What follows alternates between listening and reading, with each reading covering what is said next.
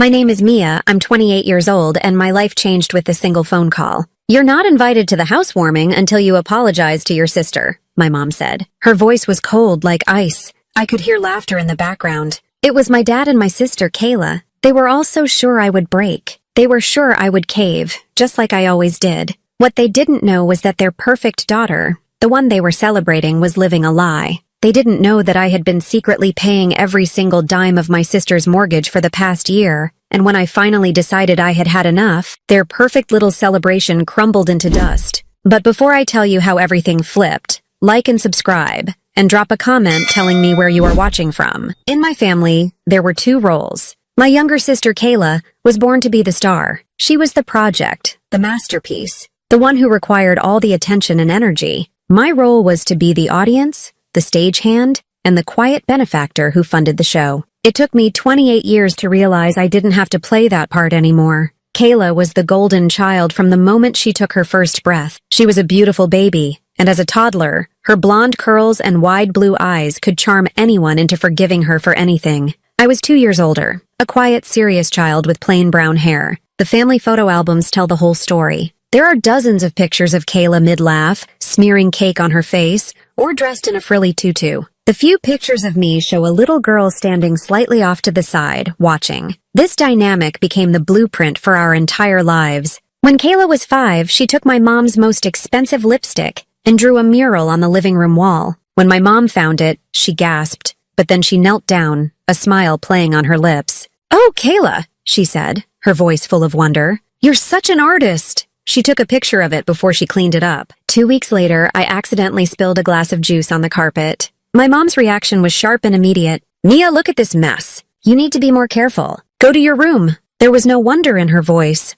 only annoyance. I was expected to be careful. Kayla was expected to be brilliant. Our school years were a masterclass in this double standard. I brought home perfect report cards, straight A's that I worked tirelessly for. My dad would look at the sheet, give a single nod, and say, "Good job, Mia. Keep it up." It felt like he was reviewing a satisfactory business report. My success was expected. It was baseline. When Kayla brought home a report card with C's and D's, my parents would sit down with her at the kitchen table, their faces etched with concern and love. "School isn't for everyone," my dad would say gently. "Your talents lie elsewhere. You have a creative mind." They hired tutors for her, not to force her into getting A's, but to just get her to pass. Her struggle was a drama that required their full attention. While my quiet, consistent success happened in the background, unnoticed, I remember our joint birthday party when I turned 12 and she turned 10. The theme was whatever Kayla wanted, of course, a pop star party. I had wanted a murder mystery theme. On the day of the party, our backyard was filled with pink balloons and screaming kids.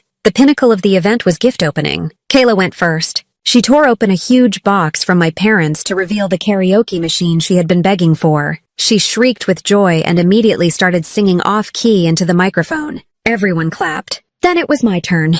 My gift was a small rectangular envelope. Inside was a savings bond. "This will be great for your college fund, Mia," my dad said, patting my shoulder. "You're the responsible one." I remember looking at that piece of paper, then looking at my sister singing and dancing, the center of everyone's world. I felt a familiar dull ache in my chest. It wasn't about the gift. It was about what it meant. Kayla got the fun. I got the responsibility. This followed us into high school. I joined the debate team and the mathletes. I took advanced placement classes. I was building my resume for college, already thinking 5 years ahead. Kayla joined the drama club. She was never the lead. She rarely bothered to learn all her lines, but she was always the one who got the most laughs. She had a natural charisma that people were drawn to. One year, she was cast as a tree in the school play. During the most dramatic scene, she tripped over her own roots and fell flat on her face. The audience burst out laughing, completely ruining the moment. The lead actress was furious. But my parents, when they recounted the story later, were practically crying with laughter. "Oh, that's just our Kayla," my mom said, wiping a tear from her eye. "She stole the show without even trying." They didn't mention my debate trophy from that same week. Getting a job was another point of divergence. At 16, I started working at a local pharmacy, stocking shelves and running the cash register. I saved nearly every penny. I was saving up for a used car so my parents wouldn't have to drive me everywhere. They praised my work ethic but made it clear that the car was my own responsibility. Kayla, on the other hand, was deemed too sensitive for the rigors of a part-time job. "She needs to focus on her art," my mom would say. as if Kayla was a professional painter and not just a teenager who occasionally doodled in a sketchbook. When she finally did get a job at a clothing boutique, she lasted 3 weeks before quitting in a storm of tears because her manager had asked her to refold a table of sweaters. My parents were outraged on her behalf. That woman was a tyrant, my dad declared. She was stifling Kayla's spirit. The college years were the loneliest of my life. I went to the state university 2 hours away. I had a partial academic scholarship, but I still had to work constantly to cover the rest. I was a waitress, a library assistant, a tutor. There were nights I'd fall into bed, my legs aching and my mind numb from studying, and I would feel an overwhelming sense of isolation. I was completely on my own. My parents rarely called, and when they did, the conversation was brief and superficial. Meanwhile, they were pouring all their emotional and financial resources into Kayla. She had enrolled in a private arts college 3 states away, at triple the cost of my school, to major in photography. She called them every day, homesick and overwhelmed. They sent her lavish care packages filled with gourmet snacks and art supplies. They drove out to visit her several times a semester. One semester, my main textbook for a required finance course cost $300. It was an expense I hadn't budgeted for, and I was completely broke. Swallowing my pride, I called home. I explained the situation to my dad, my voice small and embarrassed. There was a long pause on the other end of the line. "Well, Mia," he finally said, his voice sounding strained. "You'll have to figure it out. Maybe you can get a used copy or work a few extra shifts. You know, all our extra money is going to Kayla's tuition right now. Her pottery supplies alone are a fortune. Figure it out." That was the story of my life. I ended up having to borrow the money from a friend, a kindness that made me feel both grateful and deeply ashamed. A week later, I saw a photo my mom posted online of a beautiful, expensive-looking camera. The caption read, "A little surprise for our brilliant photographer. Keep chasing your dreams, Kayla." They couldn't help me with a textbook, but they could buy her a professional-grade camera she didn't need. Kayla, predictably, dropped out of college after 2 years. She came home with no degree, no job, and no plan. But in my parents' eyes, she hadn't failed. She had bravely decided that institutional learning wasn't for her. They celebrated her return. I came home for Christmas that year, a Dean's List student with a clear career path, and all anyone could talk about was Kayla's exciting new plan to freelance. I graduated and moved to the city to start my career as a financial analyst. The work was grueling, but I was good at it. I was methodical, detail-oriented, and responsible. All the traits my childhood had forged in me. I was finally independent. I paid my own rent, my own bills, and I started, for the first time in my life, to build something that was truly mine, a savings account. It was my secret pride, a tangible result of my hard work. Kayla floated. She tried selling jewelry on the internet. She tried starting a dog walking business. Nothing ever stuck. She lived at home, rent-free, a permanent resident in her childhood bedroom. My parents called her a free spirit. They called me the serious one. I was the steady, reliable background character in the vibrant, chaotic movie of Kayla's life. And for so long, I accepted it. It was easier than fighting. I thought that my quiet competence was a form of strength. I thought that by being the anchor, I was helping my family. I didn't realize I wasn't an anchor. I was just a doormat. And the biggest test of that was yet to come.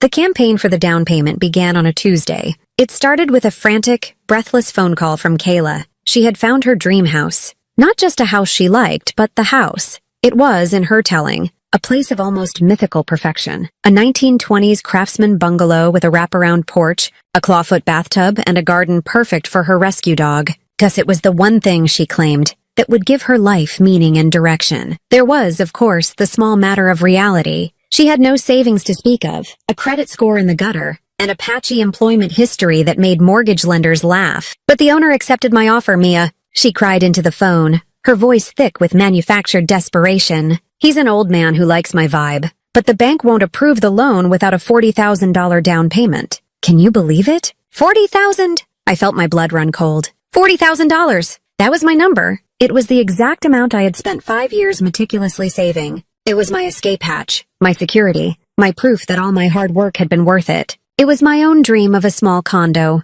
a place of peace away from all the family drama. Kayla, that's impossible, I said, my voice firm. That's my entire savings. I can't just give it to you. I'm not asking you to give it to me, she insisted, a sob catching in her throat. It's a loan. I'll pay you back, I swear on Gus's life. This will be the thing that makes me get serious. I'll get a real job. I'll budget. I'll make you proud. Please, Mia, you're my only hope. I said no. I was firm. I explained that it was my emergency fund, my future. I ended the call feeling anxious but resolute. That resolution lasted less than 24 hours. The next day, the texts began. A flood of them. Photos of the house with captions like, "Imagine Gus playing in this yard." Then came the guilt. "I guess my dreams don't matter." And finally, the emotional blackmail. "I can't believe my own sister won't help me. I thought you loved me." I ignored them, my stomach twisting with each notification. The day after that, my mom called. Her voice was syrupy with disappointment. "Mia, I'm so worried about your sister," she began. "She's absolutely shattered. She told me you refused to help her with the house." "Honey, that's not what family does. We support each other's dreams. You're so good with money, it's just sitting in a bank. This is your sister's entire happiness we're talking about." "Mom, it's my life savings," I argued, my voice pleading. "I worked for 5 years for that money. It's for my future." "Don't be so selfish, Mia," she snapped, the sweetness vanishing from her voice. "It's just money. It comes and goes. Kayla has a chance to build a real life for herself, and you're standing in her way because you're hoarding your savings. I'm very disappointed in you." She hung up. The word selfish echoed in my ears. Me, who had never asked them for anything, was selfish. Then came the final blow. My dad. He called that evening. His tone was grave and solemn, as if he were discussing a medical diagnosis. "Mia, your mother and I are concerned about Kayla's mental state," he said. "She's so fragile. Losing this house could send her into a real depression. We're worried she might do something. This house has given her hope. We'd mortgage our own house to help her, but our money is all tied up. You're the only one who can do this.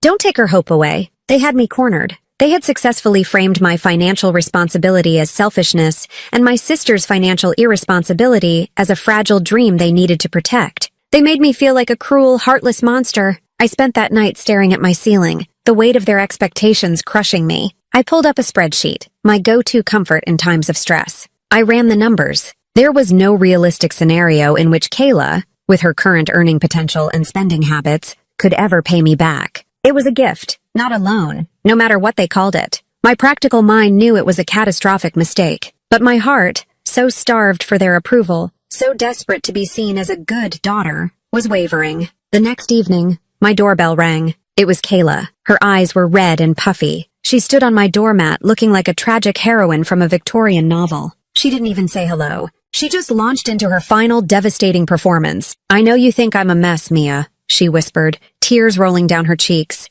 "I know I haven't always made the best choices, but this house, it's different. It feels like a home. It feels like a place where I could finally be the person everyone wants me to be. The person you want me to be. Please, don't take that away from me." She pulled out her phone and started swiping through photos of the house again, her voice narrating a fantasy life. "This is where I'll put my easel, and we can have family dinners on this porch. You can come over all the time. We'll be real sisters." It was the "we'll be real sisters" that broke me. It was a promise of everything I had ever wanted. Connection, closeness, a family where I was a valued member and not just a functionary. It was a lie, of course, but it was a beautiful one. I let her in. I sat her down. I pulled out the loan agreement I had printed, a pathetic attempt to maintain some semblance of control. She signed it without a glance, her tears miraculously drying up. She hugged me so tightly I could barely breathe. "You saved my life, Mia. You're the best sister in the world." The next day, I sat at my computer. For hours, I just stared at my online banking portal. The number 40,126.34 seemed to glow on the screen.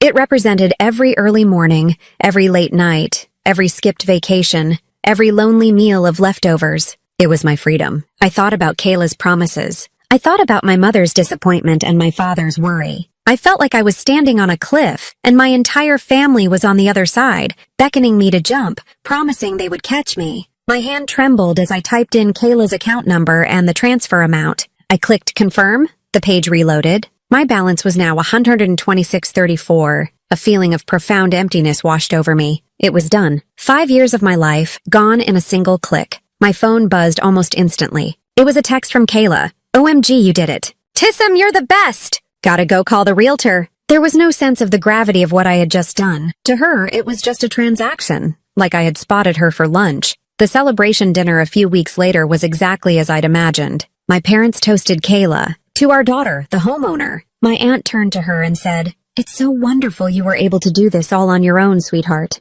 Kayla just smiled demurely and said, "I had a little help." She glanced at me for a fraction of a second. A little help. I wanted to scream. I wanted to stand on the table and show them all my bank statement, but I didn't. I just sat there sipping my water. the good, responsible, quiet daughter. I had bought my family's happiness. The price was just my own. The illusion that my $40,000 sacrifice was a one-time loan shattered within 3 months. The first payment on the repayment schedule I had so carefully drafted came and went with no mention from Kayla. When I finally worked up the courage to text her about it, her reply was swift and dismissive. OMG, Mia, are you serious? I'm totally broke from moving! All the new furniture and stuff. Can we just start next month? Next month never came. Instead, what came was the first of many emergency phone calls. I was at my desk, deep into a quarterly report, when my phone rang. It was Kayla, her voice a high-pitched squeal of panic. Mia, you have to help me. The mortgage is due tomorrow and I'm a little short. It's $2,300. I just had some unexpected expenses.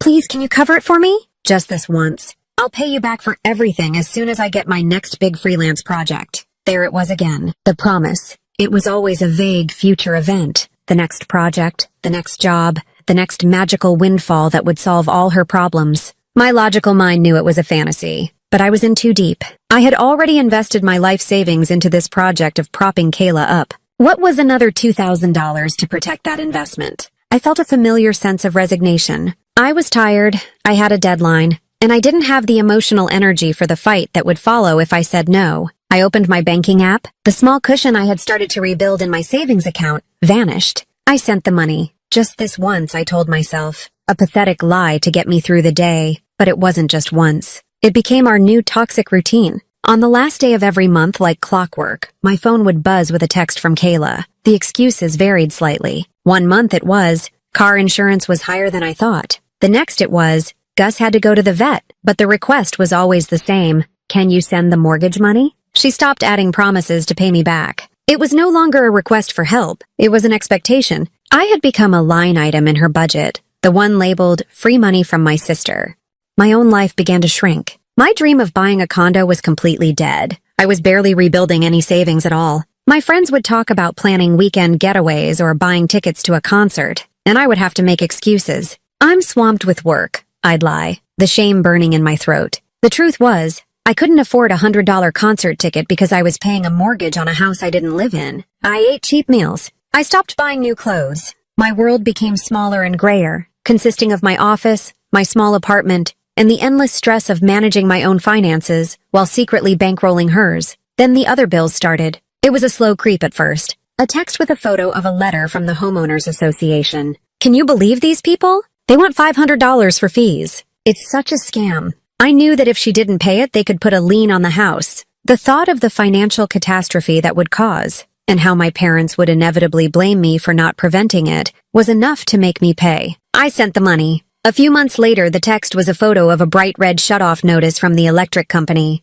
Her message was infuriatingly casual. Oops! Can you handle this? Not a please. Not a thank you. I was no longer her savior. I was her administrative assistant. I found myself on the phone with the utility company, navigating their automated system, paying my sister's overdue bill with my credit card while I was on my lunch break at work. I felt a profound sense of humiliation. I was a successful financial analyst, and I was secretly managing the basic life responsibilities of my 25-year-old sister. The incident that should have been my breaking point was the car. She called me on a Friday afternoon, sobbing uncontrollably. Mia, my car just made a horrible noise and now it won't start. I'm stranded. I had it towed to a mechanic and he said it needs a whole new transmission. It's going to be $2,000. How will I get to my job? I'll be fired. This felt different. It sounded like a genuine crisis. I felt a surge of sisterly concern. Don't worry, Kayla, I said, my voice softening. I'll transfer you the money. Just get it fixed. I sent the $2,000 immediately, feeling that familiar sickness as I watched my own account balance dwindle once again.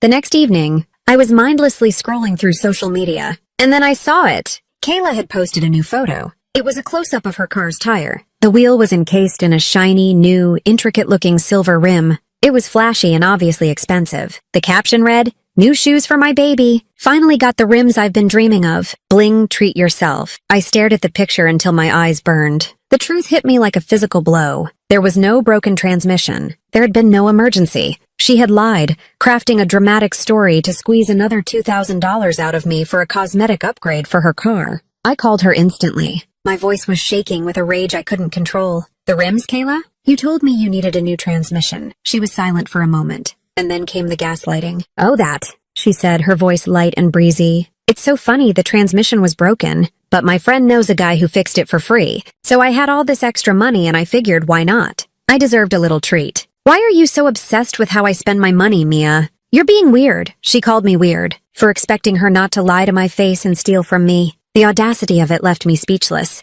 I hung up the phone, my hands trembling. This was not help. This was not family. This was exploitation. Pure and simple. Meanwhile, my parents remained blissfully, willfully ignorant. They would call me to sing Kayla's praises. We are just so proud of how well Kayla is managing, my mom told me one day, her voice overflowing with pride. She's keeping that big house all by herself, paying her own bills. She's finally become such a responsible adult. Each word was a dagger. I wanted to scream the truth into the phone. She's not paying for anything. I am. Your responsible adult daughter is a fraud, and you've enabled it your whole life. But I couldn't. The family dynamic was too entrenched. I knew what would happen. They wouldn't believe me. They would say I was jealous, that I was exaggerating. They would choose her fantasy over my reality. They always had, so I stayed silent. But something was curdling inside me. The quiet acceptance was turning into a hard, cold knot of resentment. I was no longer just a shadow. I was a ghost, haunting a life that wasn't mine, and I was starting to disappear completely. The end began at a Sunday dinner. These monthly gatherings at my parents' house had become exercises in self-control.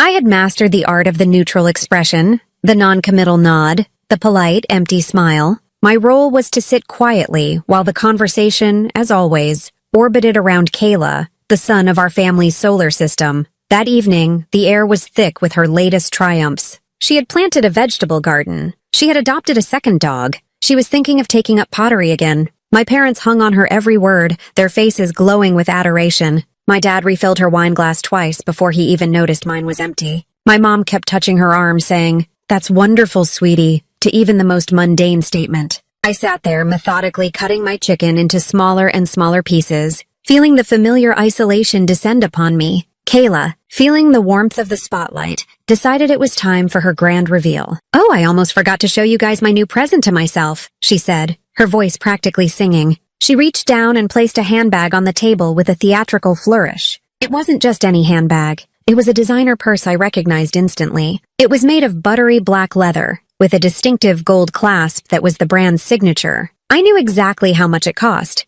$850. I knew because I had once, in a moment of fantasy, put it in an online shopping cart before my practical side took over, and I closed the tab in horror. Seeing it now, sitting on my mother's floral tablecloth, felt like a personal insult. Just 48 hours earlier, I had received a panicked text from Kayla. "MIA, help. The water company is going to shut me off tomorrow. I need $300 ASAP." I had been in the middle of a stressful meeting, but I had excused myself, gone to the restroom, and transferred the money from my phone, my heart pounding with anxiety on her behalf. Now looking at that purse, I felt a white-hot rage that was so intense it made my vision blur for a second. The $300 for the water bill had clearly been the last little bit she needed to buy this monument to her own selfishness. I just felt like I deserved a little treat, Kayla explained to my rapt parents. "I've been so responsible lately, budgeting and everything, and I got the most amazing deal on it." My mother reached out and stroked the leather as if it were a holy relic. "Oh, Kayla, it's absolutely stunning.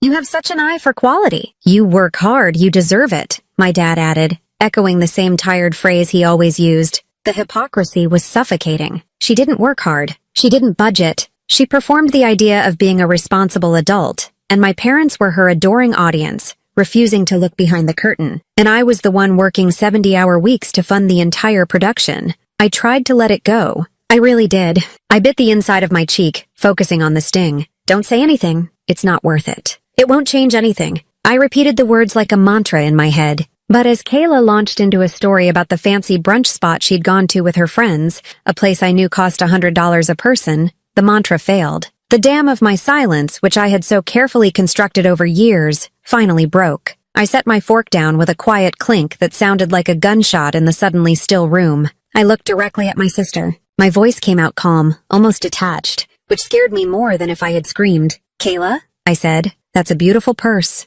How did you afford it? I thought things were tight this month." The effect was instantaneous. Kayla's joyful expression collapsed into a mask of wounded disbelief. Her lower lip began to tremble. Tears welled in her eyes with a speed that could have won an award. "Why would you do that?" she whispered, her voice cracking. "Why do you always have to ruin everything? You're just jealous. You've been jealous of me my entire life." She shoved her chair back from the table, the legs scraping loudly against the wood floor, and fled the room, her sobs echoing down the hallway. Before I could even take a breath, my parents turned on me. My mother's face was contorted with anger. "What is wrong with you, Mia?" That was a cruel, horrible thing to say. You know how sensitive she is. "I just asked a simple question," I said, my voice shaking now. "She told me she couldn't pay her water bill. She's flaunting an $800 purse." "It's a valid question. It is none of your business." My dad's voice boomed, his fist hitting the table. "You are obsessed with money, Mia. It's all you think about. Your sister has an artist's soul. She doesn't see the world in dollars and cents like you do. You're being cold and you're being cruel. This was my chance." The truth was right there, waiting. "It's my business because it's my money," I said, my voice rising. "I'm the one who paid her water bill. I'm the one who pays her mortgage every single month. That purse was bought with my money."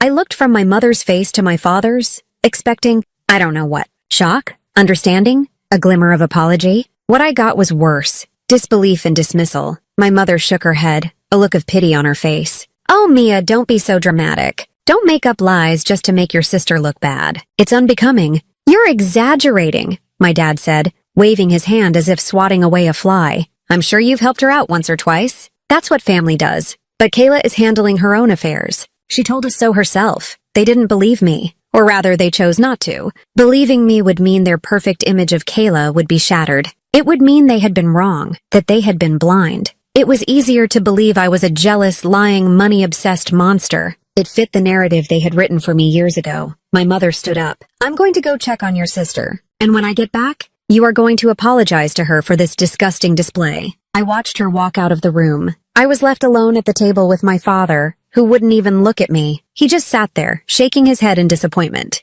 In that moment, surrounded by the remnants of our family dinner, I had never felt so utterly alone. They had made their choice. They would always choose the beautiful, comfortable lie over the hard, messy truth. They would always choose her. Something inside me went cold and quiet. The anger, the hurt, the desperate need for their approval, it all just vanished, replaced by a strange and sudden clarity. I finally understood. You cannot win a game that is rigged. You cannot get blood from a stone. And you cannot expect people who have benefited from your silence to thank you for speaking the truth. I stood up. "Where do you think you're going?" my father demanded. "You need to go upstairs and apologize to Kayla." I looked at my father, really looked at him, for the first time not as a daughter seeking approval, but as an adult seeing another adult for who he truly was. And I felt nothing but a profound, empty sadness. "I'm going home," I said quietly. And for the first time I walked away, leaving them to clean up the mess. The mess they had made. The drive home from that disastrous Sunday dinner was eerily quiet.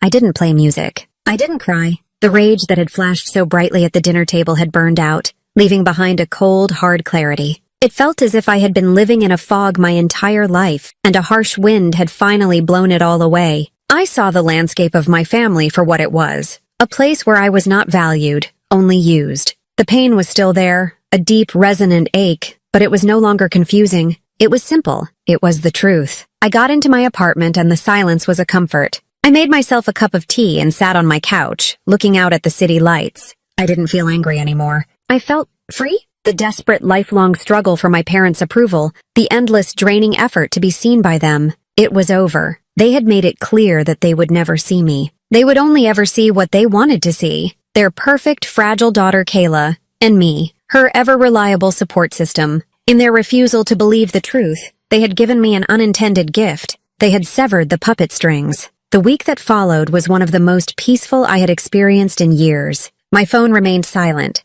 No texts from Kayla with a new manufactured crisis. No calls from my mother, full of passive-aggressive questions. It was a week of blessed nothingness. For the first time, I realized how much of my mental and emotional energy was consumed by them, by anticipating their needs and managing their drama. Without that constant buzz of anxiety, my world felt calmer, more spacious. I went to work and was more focused and productive than I had been in months. I left the office at a reasonable hour. I reconnected with a friend I'd been putting off, and we had dinner and laughed for hours. I felt like I was breathing again after being underwater for a very long time. A small, naive part of me expected a phone call of apology. I imagined my mother calling, saying, "Mia, we've thought about what you said and we're so sorry." I knew it was a fantasy, but the hope flickered faintly. I had told them the truth after all. Surely, in the quiet of their own home, away from Kayla's theatrics, the facts must have sunk in. The phone call finally came on Saturday morning, exactly 1 week after the dinner. It was my mother. The flicker of hope died the moment I heard her voice.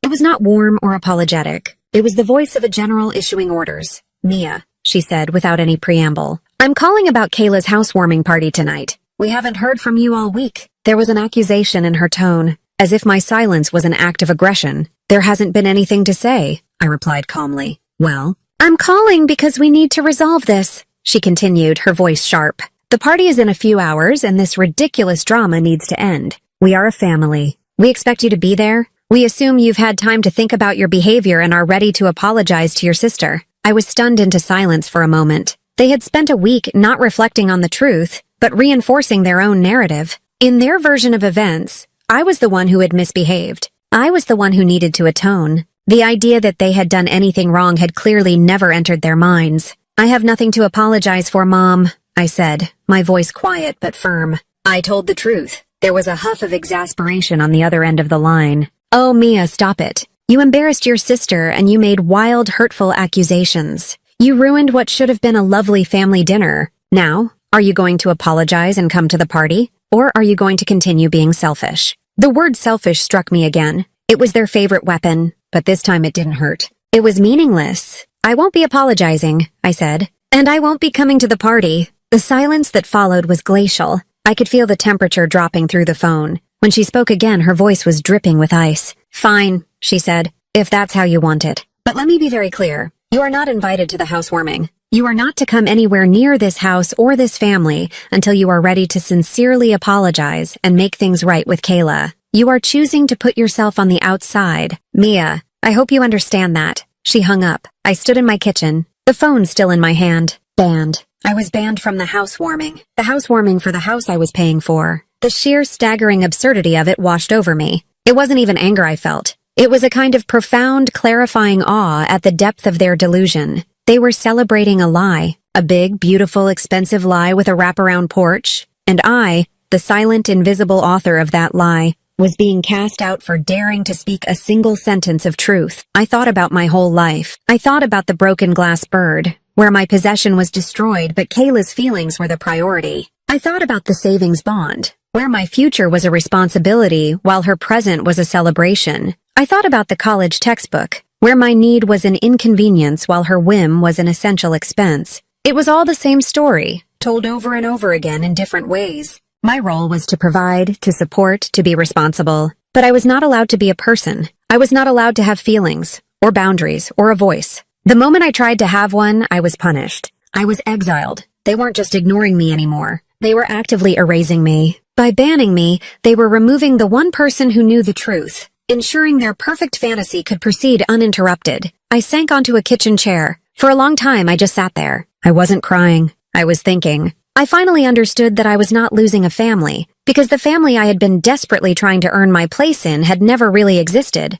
It was an illusion, and the only power they had over me was the power I gave them. My need for their approval, my fear of their disappointment, my money. That night, as they were laughing, drinking champagne, and celebrating Kayla in the house that I paid for, I made a decision. I was not on the outside. I had never been on the inside. I was in a cage they had built for me, a cage of obligation and guilt. And I had just been handed the key. It was time to let myself out. That Saturday night, while the housewarming party was in full swing, I didn't sit at home and mourn the family I didn't have. The time for sadness was over. It had been replaced by a cold, quiet, and incredibly focused resolve. I was a financial analyst. My world was one of numbers, data, and irrefutable facts. My family had shown me that they were immune to emotional appeals and spoken truths. So, I decided to speak to them in the only language I was sure I could make them understand. I was going to give them a full accounting. I turned on my desk lamp, the single pool of light pushing back the darkness in my apartment. The silence felt purposeful. I logged into my online banking portal, the website I usually associated with stress and dwindling funds.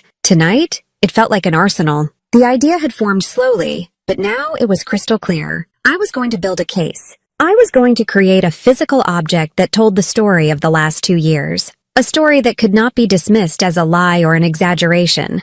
I started with the big one, the down payment. I navigated to the transaction history from 2 years ago. I scrolled back through months of my own responsible spending, rent, utilities, groceries, until I found it. There it was, A single wire transfer. $40,000. Sent from my savings account directly to the escrow company for the purchase of Kayla's house. I clicked print statement. The printer whirred to life, spitting out the first page of my evidence. I looked at the negative number on the page, and for the first time, I didn't feel the phantom pain of its loss. I felt the satisfying heft of a fact. Next, I went to my recurring transfers. For the past year, on the first of every month, there was a transfer of $2,300 to Kayla's checking account. I printed every single one. 12 pages, one for each month of her unearned security. As each sheet emerged from the printer, I remembered the context of the payment. The March payment was the one that had made me cancel a dentist appointment because I couldn't afford the copay. The July payment was the one I'd sent while my friends were on a beach trip I couldn't join.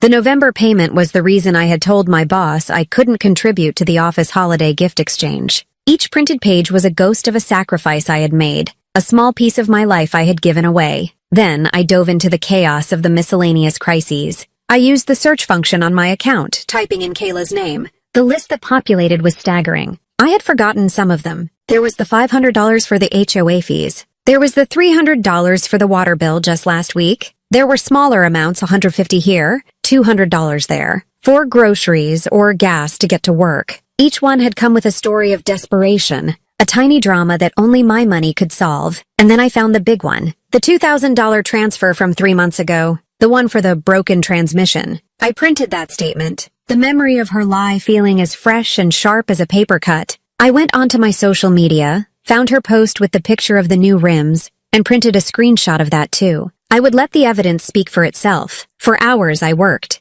I was meticulous. I highlighted the key transactions on each page with a yellow marker. The pile of paper on my desk grew steadily. It was a monument to my own invisibility. All of this financial lifeblood had flowed from me to her, silently, and no one had ever seen it. But they were going to see it now. The next morning, I went to an office supply store. I walked the aisles with a sense of purpose I hadn't felt in years. I bought a thick black 3-inch binder. I bought a pack of clear plastic sheet protectors. I bought a set of tabbed dividers. I bought a label maker. Back at my apartment, I assembled it. It felt like I was preparing for the most important presentation of my career. I slid each printed statement into a sheet protector, the crinkle of the plastic sounding crisp and final. I organized them chronologically. I created sections with the label maker. The first tab read, Down Payment. The second, Monthly Mortgage Subsidy. The third, Utilities and HOA. The fourth, and my personal favorite, Miscellaneous and Exaggerated Crises. I placed the screenshot of the car rims right behind the bank statement for the $2,000 transfer. When it was all done,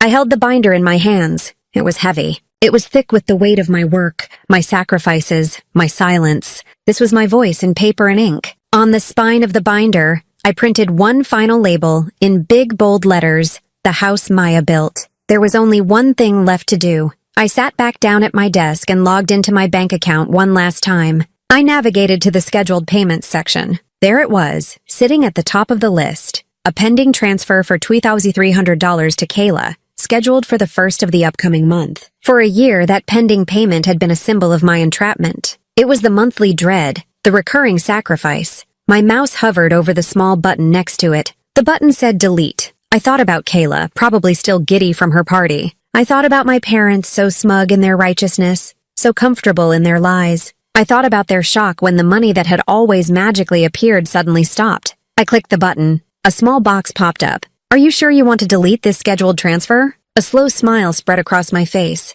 Yes, I whispered to the empty room. I am sure. I clicked confirm. The page refreshed. The scheduled payment was gone. A wave of profound, absolute relief washed over me. It was more than just stopping a payment. It was cutting the cord. It was resigning from the job of being my family's safety net. It was the end of my silence. The binder sat on my desk, a dormant volcano. I didn't know when it would erupt, but I knew I was no longer afraid of the explosion. I was ready for it. The 2 weeks that followed the creation of the binder were the quietest of my adult life. It was the calm before the inevitable storm, but for the first time I wasn't afraid of the weather. The absence of my family's constant, low-grade chaos was like a weight lifted from my shoulders. I woke up in the morning and my first thought wasn't about them. It was about my day, my work, my life. It was a revelation. I used the time to recalibrate. I created a new budget for myself, one that didn't have a multi-$1,000 black hole labeled Kayla. The amount of disposable income I suddenly had was shocking. It felt like I had given myself a massive raise.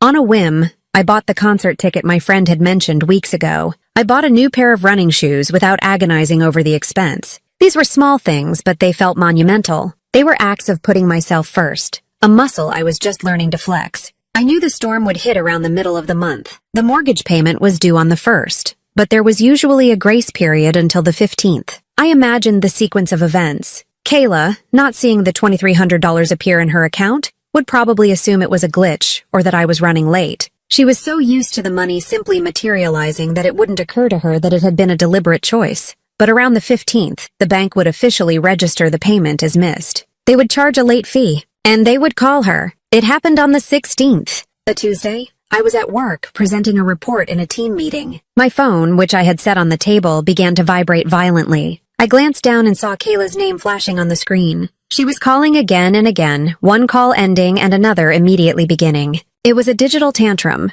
I calmly declined the call and put my phone on silent, turning my attention back to my presentation. A small, satisfied smile touched my lips. The storm had made landfall. When I got back to my desk an hour later, I had 17 missed calls and a string of frantic text messages. The first text read, "MIA, where are you? Pick up your phone." The second, "The bank called Meethy." Third, "They said the mortgage bounced. My payment was returned." Why the fourth? "You were supposed to pay it. You always pay it." And the final one, a string of furious, misspelled words. "This is your fault. They are charging me fees. You need to fix this now." The entitlement was breathtaking. There was no question, no concern, just pure, unadulterated rage that her personal ATM had malfunctioned. I took a moment, sipped my coffee, and decided to call her back. I wanted to hear her voice. I wanted the confrontation to be direct. I stepped into an empty conference room and dialed her number. She picked up on the first ring. "IA," she shrieked, her voice a piercing combination of panic and fury. "What did you do?" "The bank said my mortgage payment was returned for insufficient funds. They charged me a $100 late fee. You have to call them and fix this right now. You need to send the money." I held the phone slightly away from my ear, waiting for her to run out of breath. When she finally paused, I spoke. My voice was unnervingly calm even to my own ears. It was the voice I used at work when dealing with a difficult client. "Hello, Kayla," I said. "I didn't do anything." "What are you talking about?" she screamed. "You were supposed to send the money for the mortgage. You forgot." "No," I said, my voice remaining level and cool. "I didn't forget. I just stopped. I'm not paying your mortgage anymore." There was a moment of stunned silence on the other end. I could practically hear the gears in her brain grinding, trying to process a concept that was completely foreign to her. "What? What do you mean you stopped?" she finally stammered. "You can't just stop. I don't have the money. You have to pay it." "No, Kayla, I don't," I replied, the truth of the statement feeling solid and powerful. "It's your house. It's your mortgage. It's your responsibility. I've been covering it for a year, but the arrangement no longer works for me." "The arrangement?" she shrieked, her voice rising in hysteria. "What arrangement? You were helping me. You're my sister. This is what you're supposed to do." I was invited to the housewarming party for the house I was paying for, Kayla. I was told I wasn't welcome. I decided to take that advice to heart. If I'm not welcome in the house, then my money isn't welcome either. From now on your own. Her fury collapsed into desperate, heaving sobs. It was the same manipulative crying she had used her entire life to get what she wanted. But for the first time, it had no effect on me. "It was just noise. You're ruining my life," she wailed. "I'm going to lose the house. This is all your fault. Mom and Dad are going to be so furious with you. You're tearing this family apart." I listened to her threats and accusations, and I felt nothing but a quiet, somber pity. She was 25 years old, and she had the emotional maturity of a toddler whose favorite toy had just been taken away. "The family was already torn, Kayla," I said softly. "You just didn't notice because you were on the winning side." I didn't wait for her response. I ended the call. I hung up the phone not with a feeling of angry triumph, but with the solemn finality of closing a book I had read one too many times. I already knew how it ended. I went back to my desk. My hands were perfectly steady. The storm had hit and I was still standing. The next wave would be my parents. I knew they were coming, and I was ready. It took less than 24 hours for the next wave to crash against my door. I was making dinner the following evening when I heard it. A furious, frantic banging that rattled the frame. It wasn't a polite knock. It was a demand. I knew exactly who it was. Kayla had called in the cavalry. I took a moment to turn off the stove. I smoothed down my shirt. I took a single, deep, calming breath. The binder was on my coffee table, right where I had left it. It was waiting. I walked to the door and opened it. My parents stood there, their faces flushed and distorted with rage. My father's jaw was clenched so tightly a muscle jumped in his cheek. My mother's eyes were narrowed into slits. They didn't wait for an invitation. They stormed past me into my apartment. How could you? My father bellowed, whirling around to face me. He didn't even bother to close the door. How could you do this to your sister? Do you have any idea what you've done? My mother was right behind him, her voice trembling with a fury that was somehow more chilling than his shouting. She called us hysterical. The bank is threatening her. You put her at risk of losing her home. Her home! After everything we have done for you, this is how you repay us? By trying to ruin your own sister's life out of some petty jealousy? They stood in the middle of my living room, two forces of nature, a hurricane of accusation and blame. For a moment, the old familiar fear flickered inside me. The instinct to apologize, to make myself smaller, to absorb their anger and make it go away, was strong. It was a response that had been conditioned into me since childhood. But then I looked at the binder. I looked at that thick black book of facts, and the fear died. It was replaced by a resolve as hard and solid as steel. I calmly closed the apartment door and turned to face them. I didn't raise my voice. I didn't match their anger. Please sit down, I said. I will not sit down, my father roared. I will stand here until you explain this cruel, selfish, childish behavior. I will not explain anything until you sit down, I replied, my voice even. I pointed to the couch. Sit. There is something you both need to see. Something in my tone must have surprised them. The sheer lack of hysteria, the absence of the defensive crying they were used to from me, seemed to throw them off balance. After a tense moment of hesitation, my mother, with a frustrated sigh, sat stiffly on the edge of the sofa. My father, still glaring, reluctantly followed suit. I walked to the coffee table. I picked up the binder. It felt heavy in my hands, heavy with the truth. I placed it on the table in front of them with a soft, definitive thud. What is this? My mother asked, her voice dripping with suspicion. More of your spreadsheets? In a way, I said. I opened the binder to the first page, the one with the clear plastic sleeve holding the receipt for the $40,000 wire transfer. I turned it around so they could see. This, I said quietly, is the down payment for Kayla's house. The one you were so proud of her for saving up for. As you can see, it was transferred from my savings account. The one that took me 5 years to build. My father squinted at the paper. My mother leaned forward, her eyes scanning the details. A flicker of confusion crossed her face, but she quickly masked it. You helped her a little. That's what family does. A little, I said. I flipped the page. And the next. And the next. This is $2,300. Transferred on the 1st of last month for the mortgage. And this is $2,300 for the month before that. And the month before that. I continued to turn the pages. A steady rhythm of financial support. There are 12 of them. One for every month for the last year. I watched their faces as the reality began to dawn. The righteous anger was slowly, visibly draining away, replaced by a dawning, horrified understanding. My father's mouth hung slightly open. My mother's face had gone pale. I didn't stop. I flipped to the next section, the one labeled Utilities and HOA. This is the $500 payment to her homeowners association because she was about to have a lien put on the house. This is the payment to the electric company after she sent me a photo of her shut-off notice. This is the water bill, the one she couldn't pay 2 weeks ago because she was broke. I paused and then turned to the final,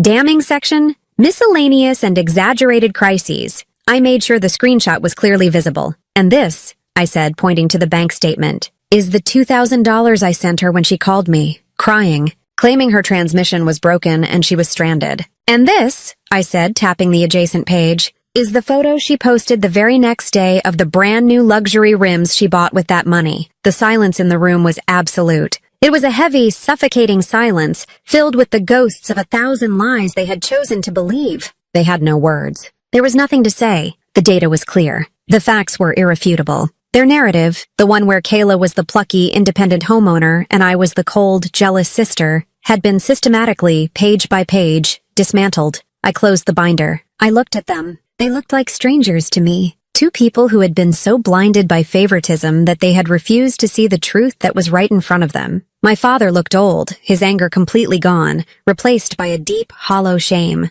My mother had her hand over her mouth, and her eyes were filled with a horror that was, for the first time, not directed at me. I let them sit in that silence for a long time. Then I spoke, my voice not filled with triumph or anger, but with the quiet finality of an ending. She didn't build that life, I said. I did. She wasn't standing on her own 2 feet. She was standing on me. You celebrated her independence while I was paying for it. You called me selfish and cruel for questioning it. You banned me from a housewarming for a house that I bought. I looked them both directly in the eye. You banned the wrong daughter. The aftermath of that confrontation was not loud or dramatic. It was a quiet, slow collapse. My parents left my apartment that night without another word. They looked defeated, broken by the weight of a truth they could no longer deny. As I had predicted, Kayla was completely incapable of supporting the life she had been pretending to live. Without my monthly infusions of cash, her world fell apart with astonishing speed. She missed a second mortgage payment, then a third.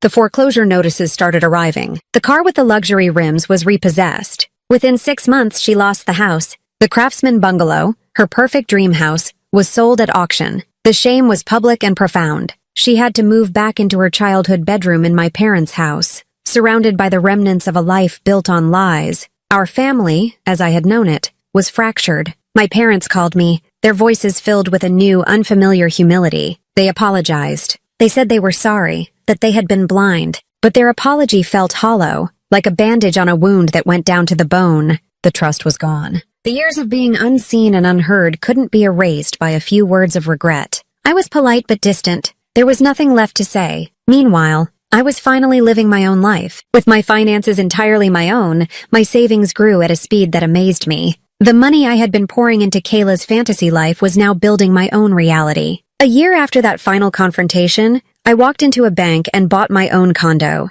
a quiet, sunny place with a small balcony. I didn't need a mortgage. I paid for it in cash. The day I got the keys, I walked into the empty rooms, the smell of fresh paint filling the air. There were no ghosts here. No lies, no hidden sacrifices, just peace. A peace I had built with my own 2 hands, with my own hard work. Family isn't supposed to exploit you and then exclude you. Real love doesn't demand your silence or your sacrifice as the price of admission. It took me 28 years to learn that, but it's a lesson I will never forget. If you've ever been used, ignored, or discarded by the people who were supposed to love you most, hit like, subscribe, and drop your story in the comments. Because sometimes the most powerful statement isn't shouting your truth, it's quietly walking through the front door of a home built entirely by your own hands.